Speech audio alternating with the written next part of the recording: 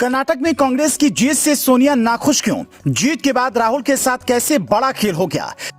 पहले 1978, फिर 1999, अब 2023 कांग्रेस की वापसी का रास्ता क्या फिर कर्नाटक से होकर ही गुजरेगा? योगी, मोदी और नड्डा, शाह को क्या बदलनी होगी अपनी रणनीति, वरना कांग्रेस की चार चाणक्य कर देंगे खेल। कर्नाटक में कांग्रेस ने 136 सीटें जीती, अकेले दम पर सरकार बनाने वाली है। डीके शिवकुमार या सिद्धरमैया में से कौन मुख्यमंत्री बनेगा, इस बात पर चर्चा चल रही है। कर्नाटक से दिल्ली तक कांग्रेस कार्यकर्ता जश्न मना रहे हैं, लेकिन सोनिया गांधी इस जीत से उदास हैं। इसकी वजह क्या हो सकती है वो हम बताएं उससे पहले आप ये सुनिए कि इस जीत के बाद 1978 और 1999 वाला किस्सा क्यों याद आ रहा है। आपातकाल के बाद कांग्रेस काफी कमजोर हो चुकी थी। इंदिरा रायबरेली सीट से चुनाव हार चुकी थी। 1978 में कर्नाटक के चिकमंगलुरु सीट पर उपचुनाव हुआ। इंदिरा ने वहीं से किस्मत आजमाई और फिर 1980 के लोकसभा चुनाव में कांग्रेस ने जबरदस्त वापसी की। साल 1999 में सोनिया गांधी ने कर्नाटक के बेल्लारी से चुनाव लड़ा, पार्टी को मजबूती दी और फिर 2004 से 2014 तक देश में कांग्रेस की सरकार बनी।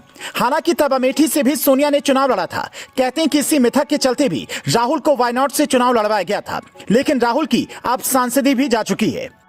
राहुल गांधी के लिए परेशानी की बात यह है कि कर्नाटक में जीत का कोई खास श्रेय उन्हें नहीं मिल रहा है। कई नेता ये जरूर कह रहे हैं कि भारत जोड़ो यात्रा ने कमाल किया। जयराम रमेश ने यह तक लिखा कि जिन 20 सीटों से भारत जोड़ो यात्रा गुजरी उनमें से 15 कांग्रेस ने जीती, 10 सीटों का फायदा हुआ। लेकिन पार्टी में यह चर्चा भी है कि राहुल को किनारे करने के बाद ही कांग्रेस चुनाव जीती, क्योंकि चुनाव से पहले भी यह कहा गया था कि राहुल अगर अडानी, अंबानी और मोदी चोर हैं वाला मसला उठाएंगे तो उसका उल्टा असर पड़ेगा। इसलिए कांग्रेस के 4 चुनावी चाणक्यों ने राहुल की रैलियां कम करवाई, सोनिया को उतरने ही नहीं दिया और प्रियंका ने कितनी रैलियां की ये सबने देखी।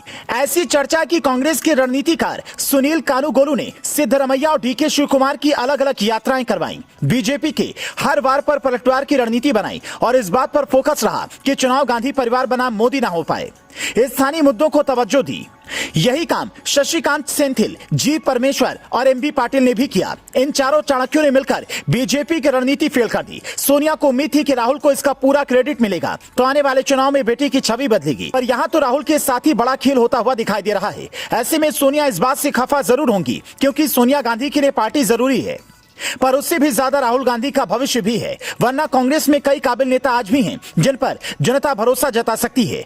पर अब कांग्रेस से ज्यादा परेशानी बीजेपी की बढ़ी हुई है। बीजेपी जिन मुद्दों पर चुनाव लड़ती है, धर्म से लेकर बुलडोजर तक की बात होती है, उससे यही लगता है कि अब पार्टी को अपनी रणनीति बदलनी होगी। नड्डा शाह की जोड़ी को सही से चुनावी मिजाज भांपना होगा, वरना हर पार्टी शिखर तक पहुंचने के बाद अपनी कुछ गलतियों से बिखर जाती है। आपको क्या लगता है, 2024 चुनाव में कोई खेल होने वाला है या मोदी ही अगली बार पीएम बनेंगे? कॉमेंट में बता सकते हैं।